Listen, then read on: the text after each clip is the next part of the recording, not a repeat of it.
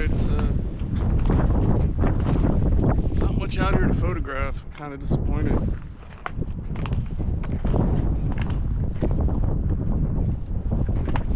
I was hoping we get that storm that I was talking about and have all these icicles hanging out. It's pretty lame. There's no foreground in all this massive ice that goes on for like a mile. Tomorrow I'm gonna go walk out on it and try to get up early. But right now, it's about to go down. That's the sheet of ice. That's the sheet of ice that could have fallen on me when I was here the other night. Alright. Let's get this ball rolling. So what I have here is a muff, an electronic hand warmer. And this is essential. I mean, not only for your hands to be warm. While I'm out here, my beers freeze up. So I have to stick them in here and thaw them out before I can drink one. I have a coffee drink and it's already frozen. I already opened it. So I'll be shooting infrared here, like I said. I forgot my cell phone. I was going to do some cell phone shots, but I'm just going to do some GoPro stuff over here. Like I said, it's going to be very uninteresting.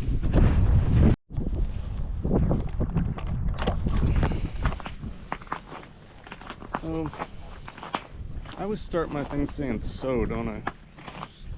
It's kind of lame. I'm kind of lame, I guess. Anywho, this is the lake. It is frozen over like I wanted it to be. There's a big giant fissure right there. That's kind of cool. I want it to be frozen like this so I can go out on it, way out there, and photograph inwards. So I'll do that tomorrow. Photographically, I've already shot this, and it just doesn't have any appeal right now.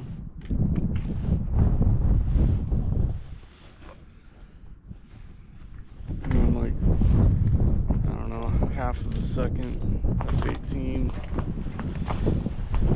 I'm trying to thaw out my coffee here, and my beer warmer froze before I could drink it all.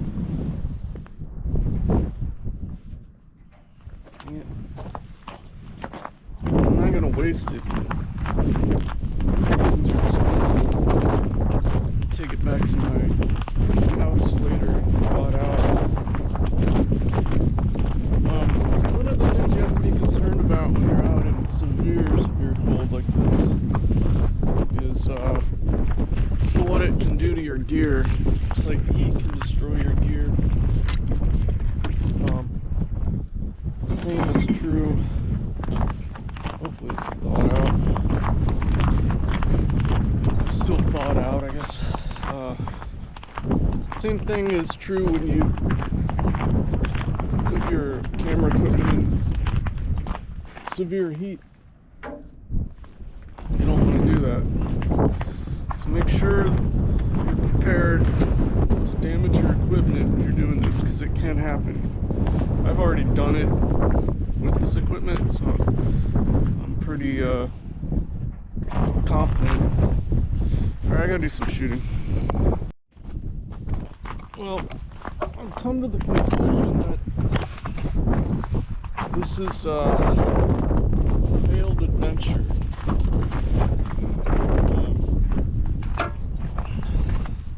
I'm gonna line this shot up here and try to use this as foreground before the light kicks on. There. And then I'm gonna call it because I got a cold beer, yeah?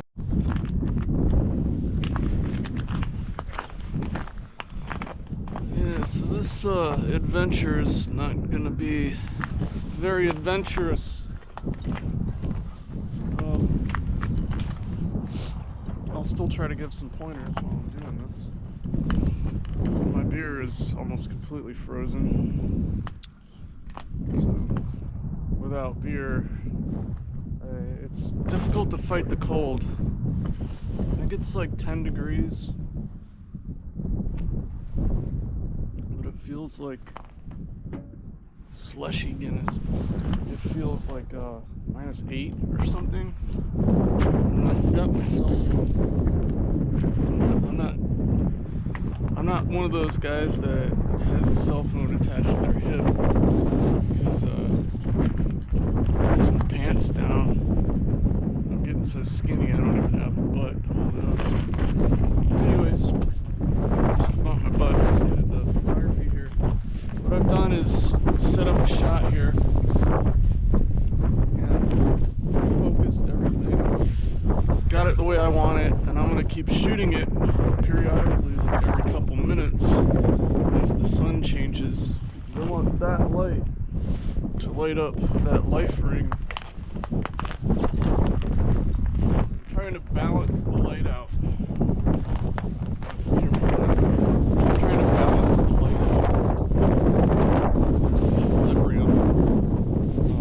Also, if you're shooting raw, like I'm shooting now, you can go with the shadows and highlights if you shoot raw and bring out some of the detail in the shadows, and vice versa.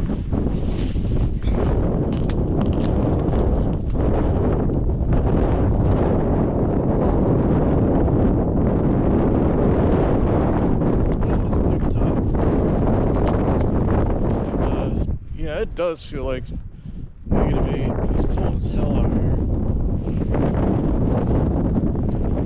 This camera can handle it. The D810 is one of my favorite cameras of all time. I've had this one for nearly 20 years. Keep going. Had it converted. A lot of people do the conversions with older cameras just to have something to do with them, because they'll be obsolete when you get a new one. This one's great. It's great for the extreme temperatures. The flash doesn't work. Got ruined in Patagonia. No, Rapa Nui, Easter Island, you got ruined. But when you're shooting infrared, you rarely use flash, so who gives a flying flip? I'm not setting up the other cameras. It's not worth it today. Get this shot and then go back in. My feet are actually getting really cold right now, even with these big heavy boots on. It's really cold, man. I would hate to be homeless on a night like this. I have been. Almost died in a snow cave. But that's a whole other story. We're not going to get into that. We're doing photometography. Stick with that. Okay, more photography stuff. If you really like the shot, but the elements are just too drastically from one or the other, shadows, the highlights, you can take multiple pictures and combine them. You can do that with multiple exposures, even with this camera. The newer camera's even easier. And they'll keep the raw photos from your multiple exposure too if you want. You can combine 3 different shots. You can expose for the sky, a medium tone of this dark ice and snow, or the shadows like my jacket. You can combine them all into one. You can also do what I'm about to do now and switch it to HDR. The only thing about HDR with this camera is you can only have it in JPEG. Actually, I'm just gonna leave it. I'm not gonna switch right now. I think with the Z8 you can do HDR and RAW. I think I was doing it the other day. But another thing you can do is take 2 photos and go into post Photoshop.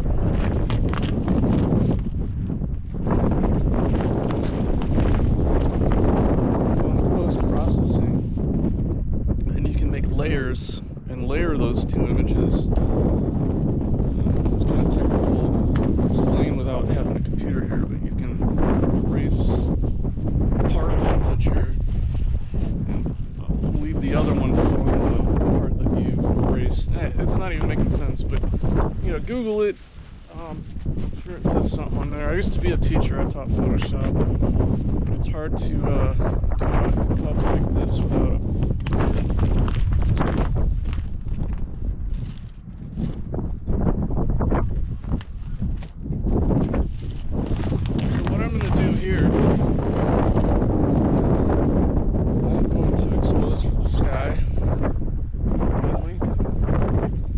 then I'm going to overexpose another shot for the ground. I might combine 2 images. A lot of times what I'll do is I'll cut the horizon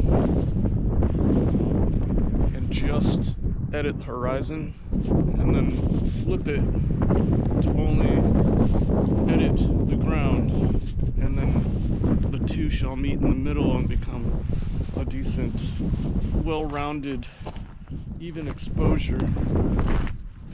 If that makes any sense.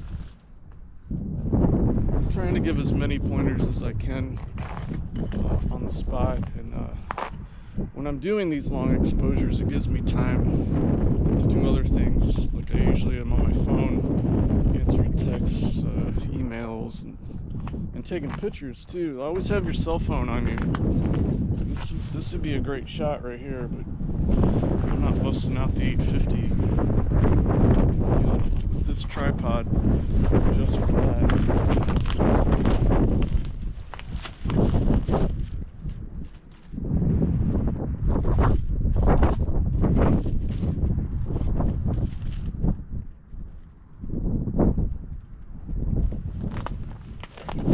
So we're getting there.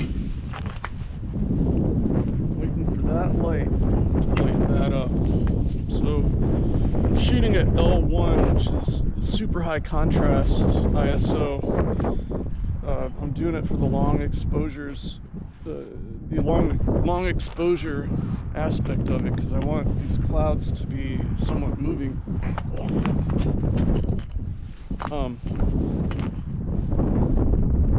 So as the sun gets down even further, I'll get more of that movement. The sunset's way over there. Actually, you can't even see the sunset from where I'm at. But it gives a streaking effect that I like.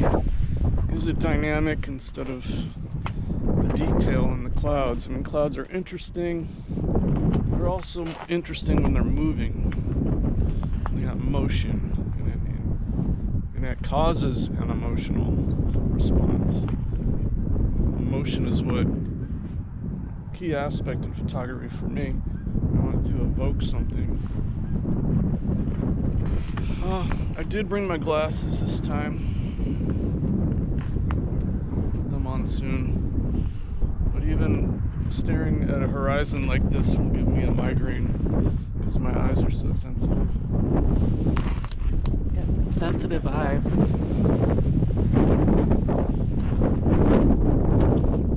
Very sensitive.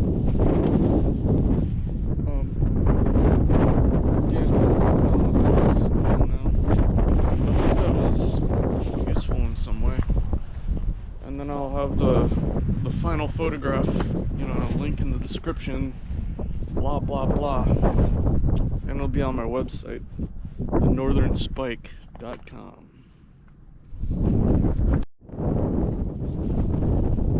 It's cold, man. It's really cold, even for me. I'm sure these geese are cold too. I don't know how they survive, man. Nature always fascinates me.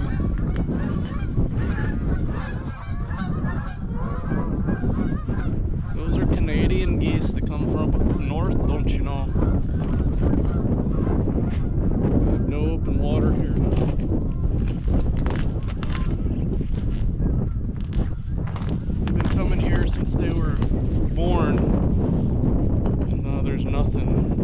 to do. Circle around, stand on the ice. Imagine going for, it's gotta be weeks, man. They don't eat. They're still moving. They're still burning energy, but they don't.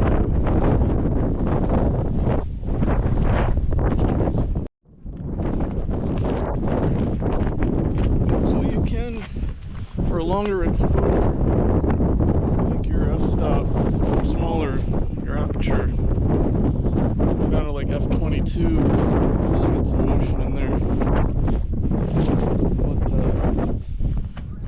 But the quality of your image is not going to be so great.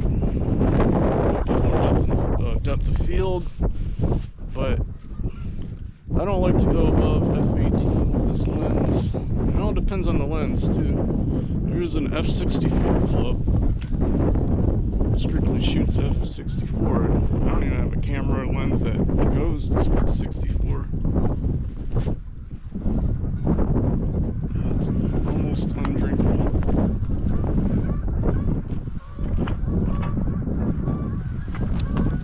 Come again, no place to go.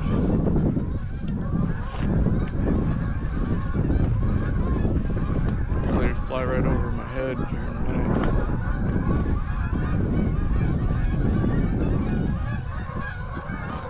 Probably about 50 of them.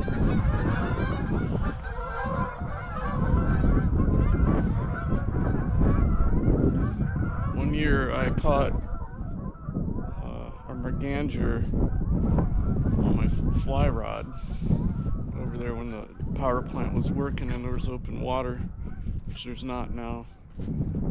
They were starving. There were dead bodies everywhere. So I took them home. Spent the night in my bathtub.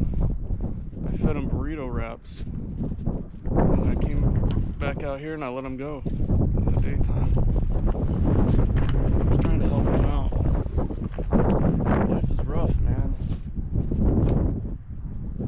Especially on wildlife in winter.